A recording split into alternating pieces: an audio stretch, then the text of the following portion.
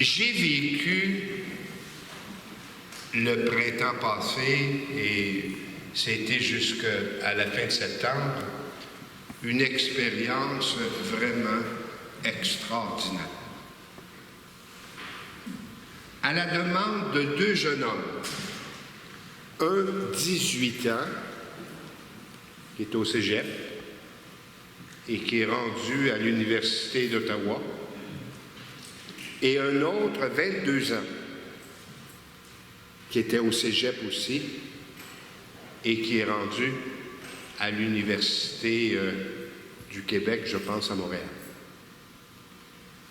Deux jeunes hommes que j'ai rencontrés qui venaient participer à l'Eucharistie dominicale. Deux jeunes, 18 puis 22 ans, là. Il n'y en a pas beaucoup ici cet après-midi. Avez-vous tous plus que 18 ans? Sauf toi. Tu as quel âge, toi? 11 ans? 9 ans? Hey, c'est extraordinaire. Ça fait baisser en moyenne pas mal, ça, hein? Alors, ces deux jeunes hommes qui venaient régulièrement à la messe, et puis que je remarquais, qui étaient intéressés par ce qui se passait en avant. Ça aussi, c'est rare. À un moment donné, après avoir échangé avec eux, le premier de 18 ans me dit « Moi, je ne suis pas baptisé et je voudrais, si c'est possible, vivre le baptême. » Ben, j'ai dit « On peut arranger ça. »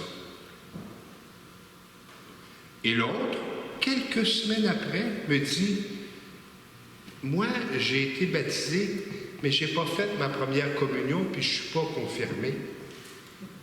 Et j'aimerais, si c'est possible, vivre ces sacrements. » Ben, j'ai dit, on va voir ça.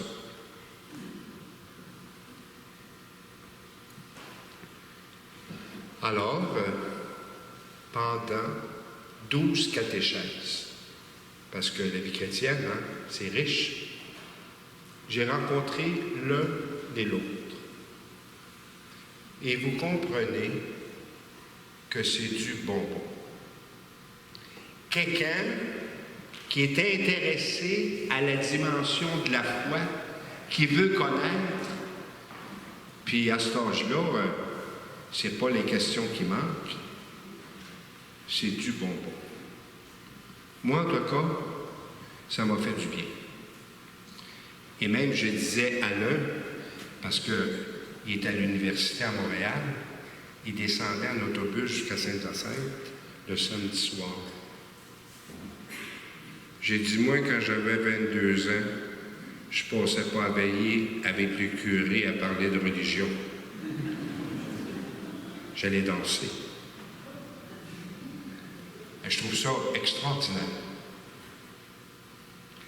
Et dans leur cheminement, un a été confirmé, baptisé, confirmé le 5 juin. Après de ça, il m'a demandé pour être son parrain, parce qu'il a dit, bon, c'est vous qui m'avez accompagné. Je n'ai jamais été capable de le nommer à l'évêque, parce que les parrains, il faut présenter à l'évêque. Je n'ai pas été capable, j'ai juste pleuré. T'as trop ému. Là, le deuxième, il ne m'a pas demandé, une chance. Parce que c'est dur pour les nerfs, ça. Baptiser, c'est reconnaître que nous sommes prêtres, prophètes et rois. Et je dirais aujourd'hui que les textes que nous présente la liturgie de la parole nous amènent à porter une réflexion sur cette dimension de notre baptême, prophète. Nous sommes, mes frères et sœurs, des prophètes, appelés à annoncer l'Évangile. Puis annoncer l'Évangile, ça ne veut pas dire faire du porte-à-porte, là. Annoncer l'Évangile, c'est vivre selon l'esprit de ce que Jésus nous a enseigné dans nos rapports avec les autres, dans nos choix que nous faisons.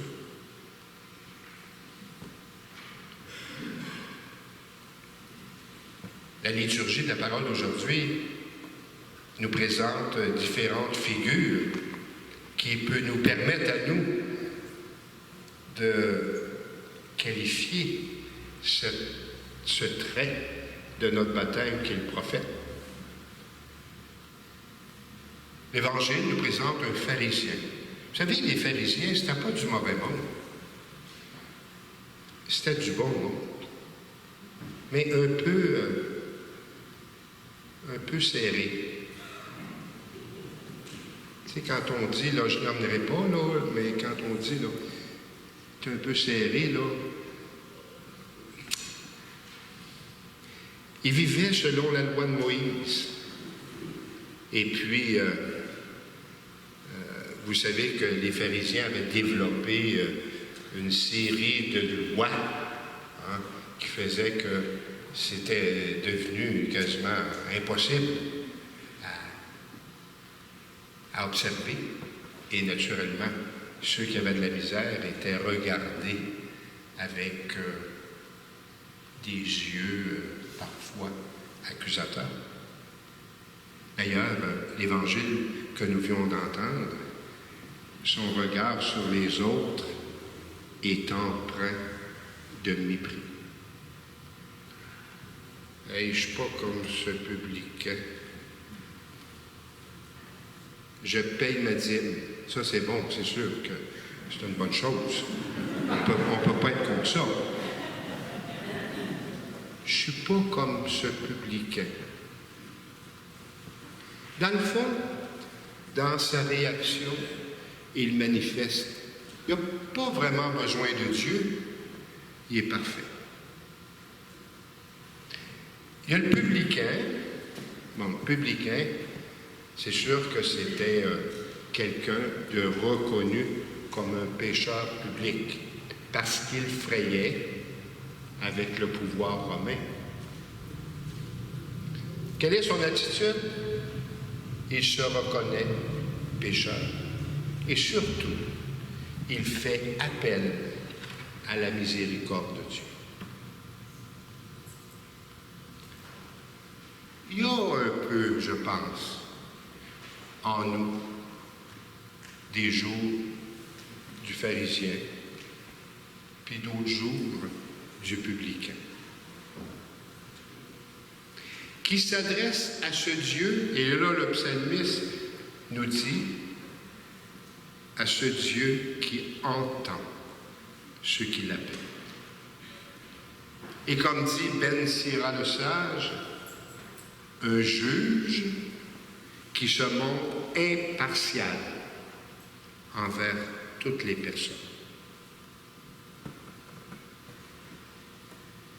Enfin, Paul, qui s'adresse à Timothée, dit de ce Dieu qu'il est un juste juge en qui Paul met sa foi et qui a mené le bon combat, comme il le dit, dans l'annonce de l'Évangile.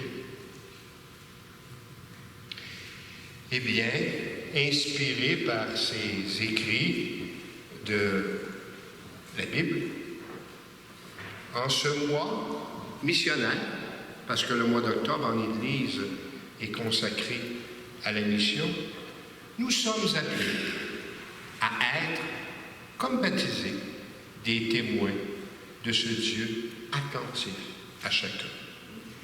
Et comme Église, c'est-à-dire comme famille des enfants de Dieu, nous sommes préoccupés de cette annonce de l'Évangile.